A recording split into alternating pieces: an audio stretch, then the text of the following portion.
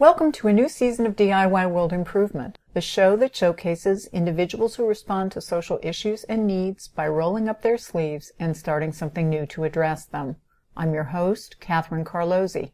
There's an old saying, stick to your knitting. One of its meanings is stay on task.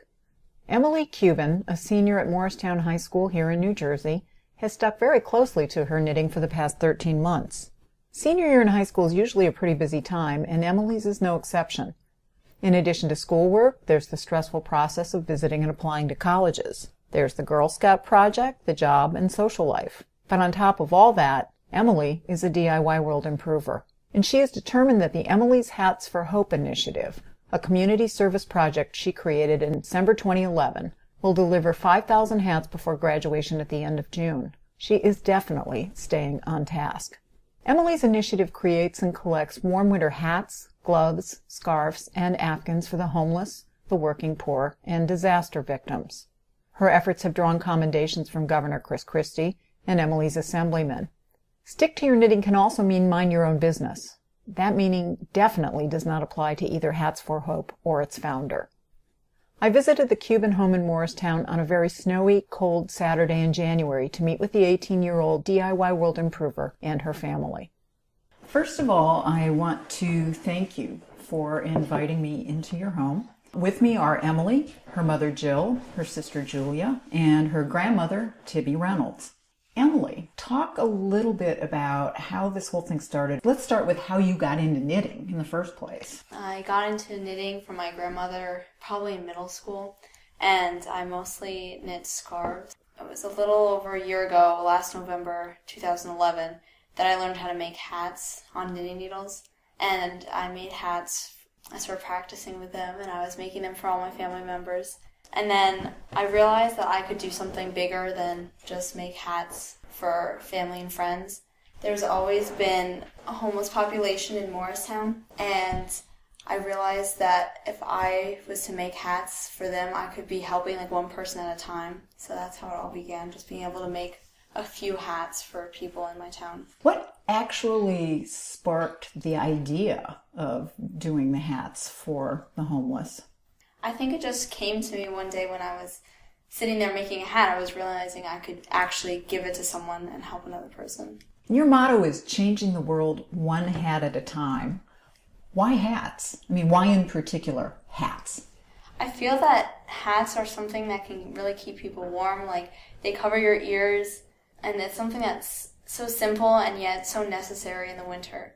So I chose hats because they can really make a difference to someone who is homeless or someone who's a working poor person.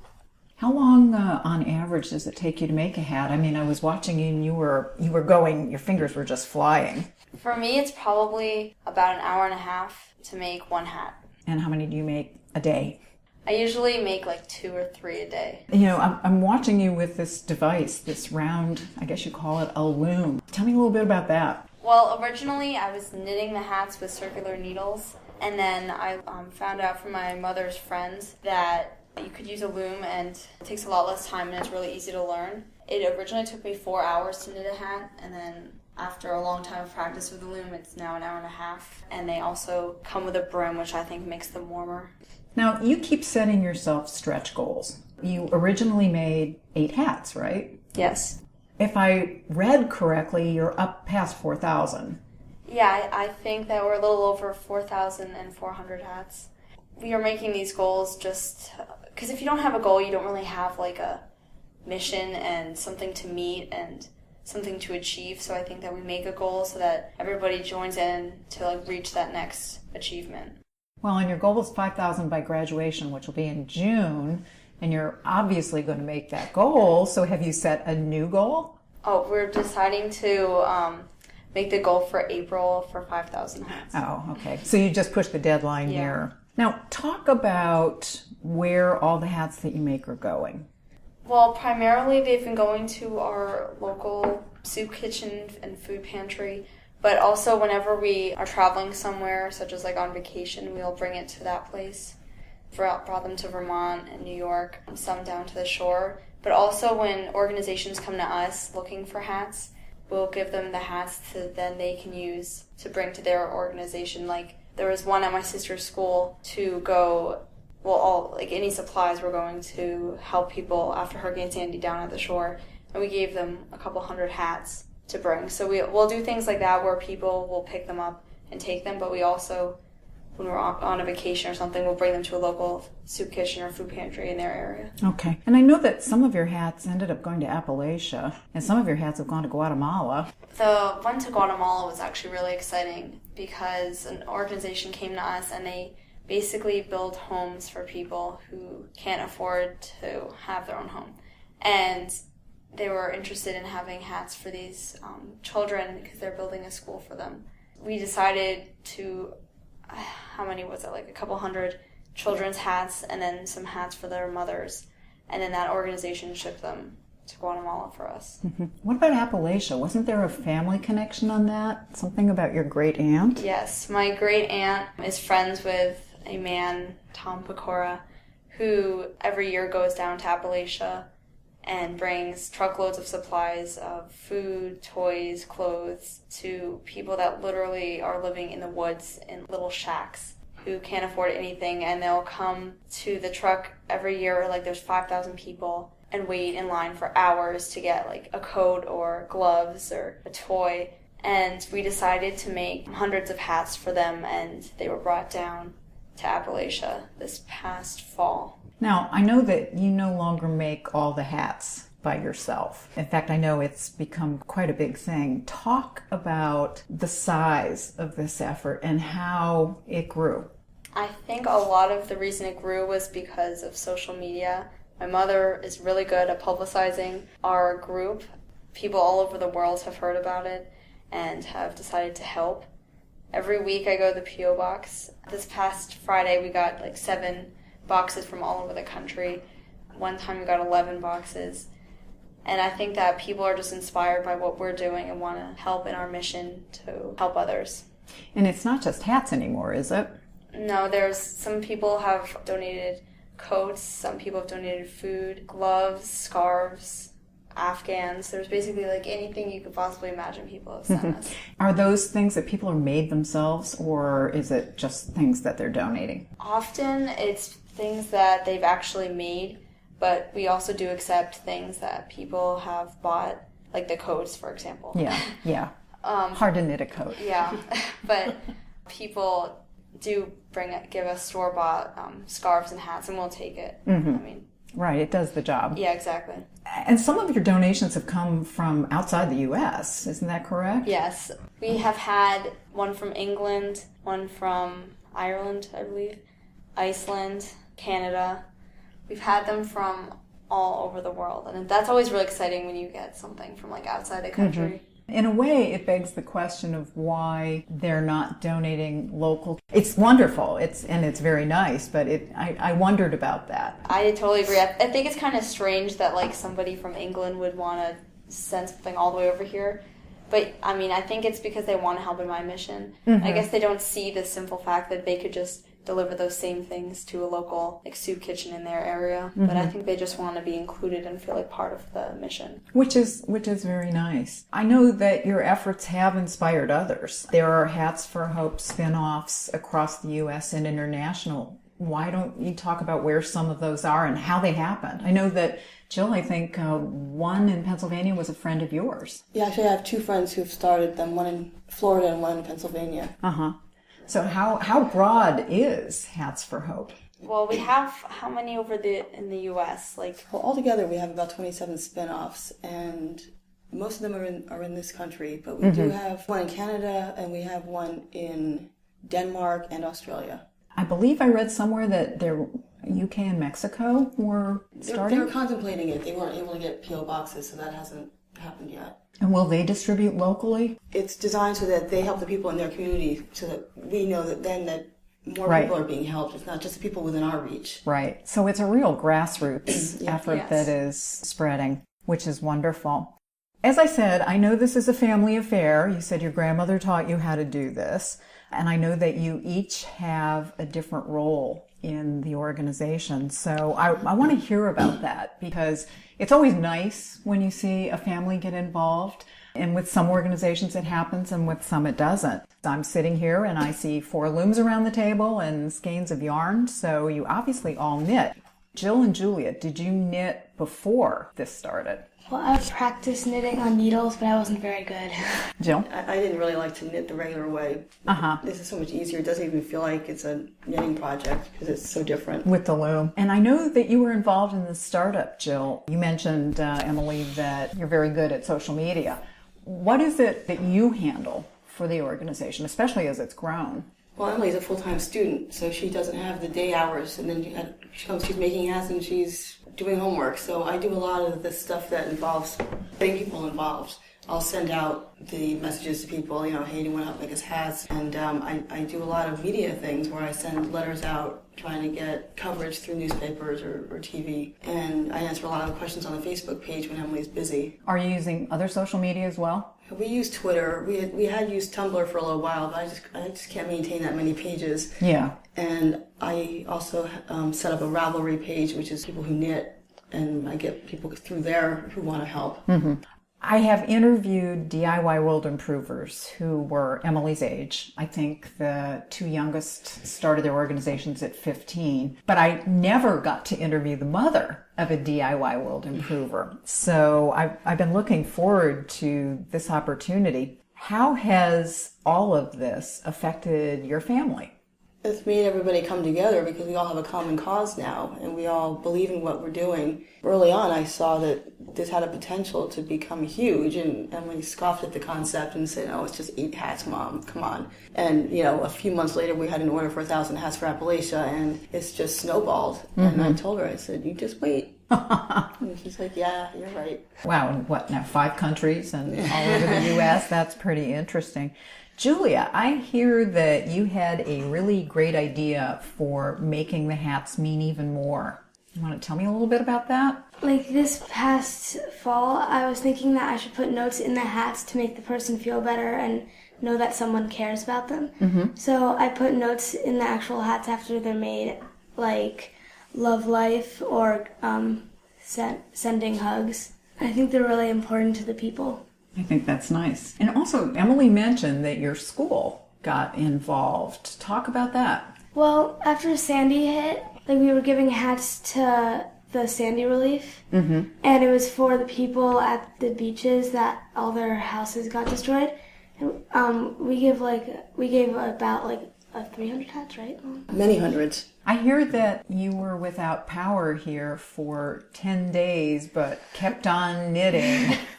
Candlelight.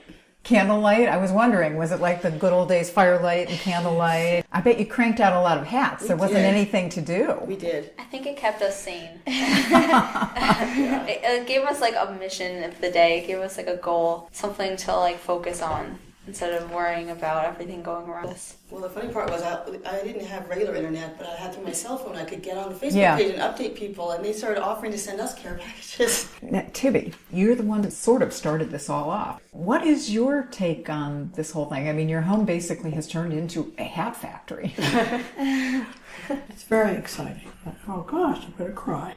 And I'm very proud of all my family and everything that they have done because they are helping people who have less than we do. And I think that is very, very important. And as for me, I'm at a point in my life where a lot of volunteer things I wouldn't be able to do. Mm-hmm. But I can sit in the pleasure of my own home and make hats. And I wonder, who's going to get this hat? Mm-hmm. Who will this keep warm this winter? And I feel very positive about it. And I think we all feel positive about it. And I feel that it's brought us closer together as a family, which is wonderful. Now, it's very, very cold. We all know that New Jersey, and as so much of the country, has been hit with a real cold snap lately where it's been down around 0. Have you stepped up your output about that? I mean, I find myself thinking a lot about the people who lost their homes, and some of them have moved back into homes that have no heat, or they're living wherever they can right now. It's got to be miserable. I was thinking about your hats in that context ever since I read about you. It's now every time I see a hat, I think about that. This has got to be something that, you're thinking about a lot right now with it being so cold. Yes, that's why, because we do this all year round. So, like, over the spring and the summer, we create stockpiles of hundreds of hats. And so by the time winter hits, we have so many hats to give out. So before it gets really cold, people are able to have a hat so they won't be having to deal with the temperatures that we've had with no hat. Yeah, I just can't even imagine. Now, you say that when you're on vacation, you distribute hats, and obviously you take hats to the local organizations. Mm-hmm. Talk about what it's like when you go yourselves to distribute hats, to give them to people. She does all the distributing, really. Yeah. It's a really amazing feeling to be able to actually see the people that are getting the hats. They always look so excited just to have a simple hat, and I think that a lot of people take that for granted and they don't realize how special a hat could be to someone, but it can really mean like so much to not only have a hat to keep warm, but to know that somebody cared. Enough to make the hat? Yeah, enough to like make a hat for them. It's a really great feeling to just be able to give hundreds of hats away to an organization or people. I read a quote in an article about your organization where you talked about some people would scoff at this. And in fact, I mentioned to someone that I was going to do this story, and she didn't scoff. She said, "That's really sweet." And my reaction was, sweet. I'm kind of not big on sweet. I don't see it as sweet. Right. How do you react to that? It's a small thing, but it's a big thing. Yeah.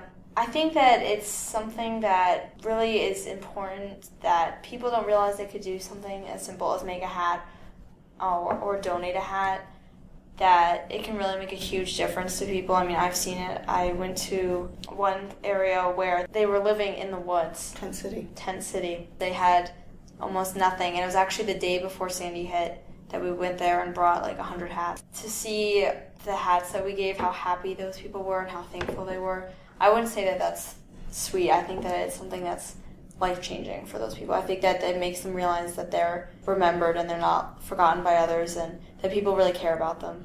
And those people, sadly enough, for the most part, could not look in the eye at us. Mm-hmm. They were ashamed. And we felt so much for them. And now they have something new. These hats are brand new. They're not used. Mm-hmm. And it's their possession that someone has knit with love and given to them. And I think that's very significant. I do too. Now, you have done some fundraising, have you not? I mean, I know that recently we did a little something that somebody offered to us. Stanhope House in Stanhope, New Jersey approached us and said that they'd like to hold a benefit concert for us. And we hadn't thought of that idea before, because we don't take in money because there is no money exchanging hands. The hats are free, and right, and everything is donated to us, so we don't have too many out-of-pocket expenses, although there are some. And we thought, well, that actually would be really helpful. And so 2 weeks ago, they held a benefit concert. A bunch of bands donated their time, and we got the proceeds from that. Mm-hmm. And are able to now, if we run out of a certain color yarn, we can go out and get it, things like that. Mm-hmm. And maybe buy them gloves, right? Because we can't make gloves. Gloves. And that would mean we could go to Walmart and get them some winter gloves or mittens. Now, have you gone the step of filing for legal status as a 501c3 nonprofit? You're not dealing with money, so... Right. Well, I'm working with a lawyer right now, and he's working with somebody else trying to find out what the tax issue would be for different ideas that he has. But right now he's not sure what he wants to do with us, because we aren't taking in money, so making it a 501c3 didn't make any sense, and it makes it really complicated. Right. So right now we're in limbo as to what we're going to do, but we are working with somebody. Okay. Because that usually is the next step when you start to get big. One of the questions that I have is, Emily, it's your senior year. It's always a busy time. I know that, as your mom said, there's the schoolwork, but I also know that you've been involved with Girl Scouts for a long time, and you've got all the normal senior year activities and college and all that kind of thing. Do you have a job, by the way? Well, in the summer, I'm a lifeguard. And then you've got this. What do all your friends at school, your classmates, think about this kind of major extracurricular activity? Well, last year nobody really noticed it yet because it wasn't that big. Because by June it had only been a few months old. But this year, especially when everybody started applying to colleges, and I had already been on NBC, and I've been on I had cool interviews, and Letters from Governor Yeah. Christie and small things like that. Yeah, they were kind of jealous, especially since I was able to put this on my college applications. So I think that they've began to realize how awesome it is, and a lot of kids ask me about it and have an interest in what I'm doing and what Emily's Hats for Hope initiative is all about. Have they gotten involved? Well, some people have donated. Like, one girl I know donated probably about 30 coats to us. So, I mean, there's been small donations, but nothing major. Not a bandwagon effect. I know you're going off to college this fall. Where are you going to go, and what are you going to study? I'm going to Drew University, and I'm going to study psychology, and I also plan to carry this project over to Drew. And I would like to have some kind of group where they like make hats or knit whatever they want, for like scarves or whatever. Right. And give them out to homeless and working poor. I know when I was your age, my grandmother taught me to crochet, and my freshman and sophomore year in college, I remember crocheting a lot, and some of my fellow students, I remember them knitting and things. So you probably, that was a long time ago, but you'll probably find people who are willing to get involved in that. Where do you see this going? And you can all answer this. I mean, you've started this, and the hard thing is to take an initiative like this and envision where it's going to go and keep growing it and ramping it up. Where do you see this going? This is something you created. What is your vision and your dream for it? My dream would probably be to have a spin-off in every state and maybe every country. That would be really cool. I would always love to have spin-offs in other countries. That's always exciting. We have like 3 or 4 now, so hopefully that will grow. And I just hope that more people realize that they can make a difference, whether it's making a hat or donating their time to work at a soup kitchen. I just hope that people realize they can do something small that means so much.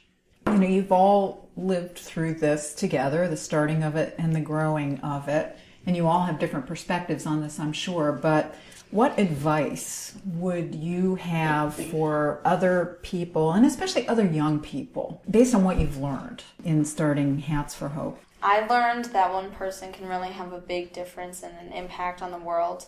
I mean, just from like my one thought of being able to help some people in my town by giving 8 hats to the soup kitchen, it's turned into an international thing. And I mean, it's hard to believe that this has happened in a little over a year. But I would tell young people that they really can make a difference. I never thought I could like this until this actually happened to me. When I started this, I was saying, oh, it's only 8 hats, but that's 8 people you're helping. So it's become something where it's 4,400 people helped, which is amazing.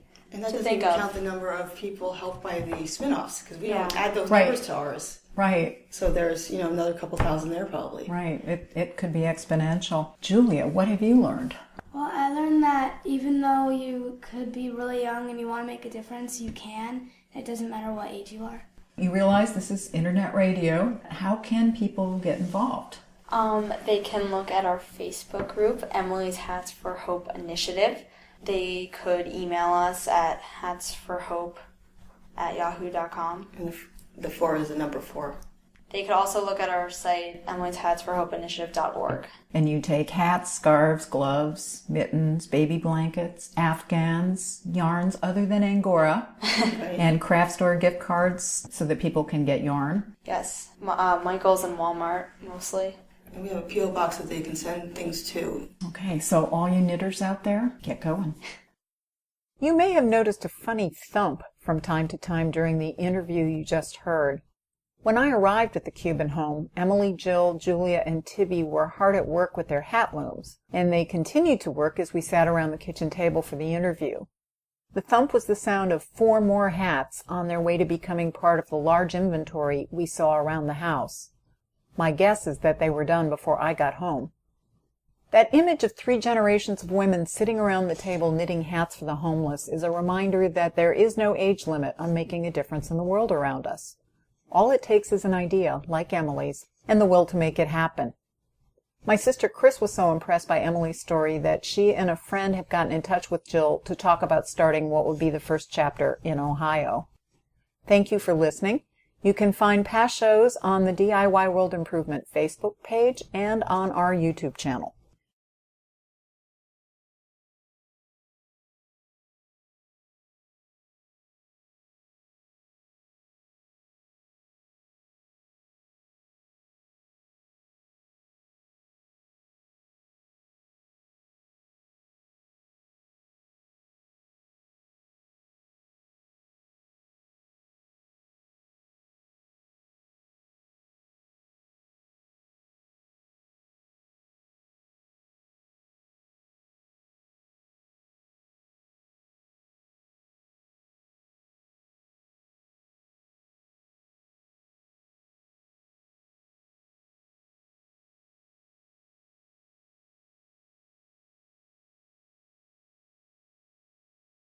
World one hat at a time. Why hats? I mean, why in particular hats? I feel that hats are something that can really keep people warm. Like, they cover your ears, and it's something that's so simple and yet so necessary in the winter. So I chose hats because they can really make a difference to someone who is homeless or someone who's a working poor person. How long on average does it take you to make a hat? I mean, I was watching you and you were going, your fingers were just flying. For me, it's probably about an hour and a half to make one hat. And how many do you make a day? I usually make like 2 or 3 a day. You know, I'm watching you. There's the stressful process of visiting and applying to colleges. There's the Girl Scout project, the job, and social life. But on top of all that, Emily is a DIY world improver. And she is determined that the Emily's Hats for Hope initiative, a community service project she created in December 2011, will deliver 5,000 hats before graduation at the end of June. She is definitely staying on task. Emily's initiative creates and collects warm winter hats, gloves, scarves, and afghans for the homeless, the working poor, and disaster victims. Her efforts have drawn commendations from Governor Chris Christie and Emily's assemblymen. Stick to your knitting can also mean mind your own business. That meaning definitely does not apply to either. And I made hats. I started practicing with them, and I was making them for all my family members. And then I realized that I could do something bigger than just make hats for family and friends. There's always been a homeless population in Morristown, and I realized that if I was to make hats for them, I could be helping like one person at a time. So that's how it all began, just being able to make a few hats for people in my town. What actually sparked the idea of doing the hats for the homeless? I think it just came to me one day when I was sitting there making a hat. I was realizing I could actually give it to someone and help another person. Your motto is changing the world.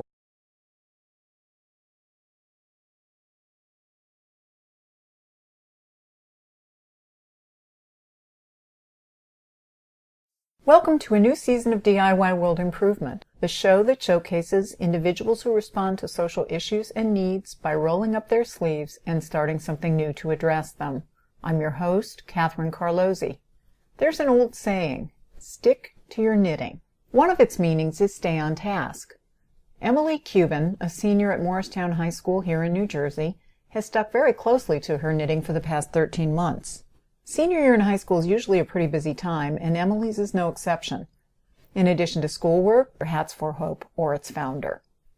I visited the Kubin home in Morristown on a very snowy, cold Saturday in January to meet with the 18-year-old DIY world improver and her family. First of all, I want to thank you for inviting me into your home. With me are Emily, her mother Jill, her sister Julia, and her grandmother Tibby Reynolds.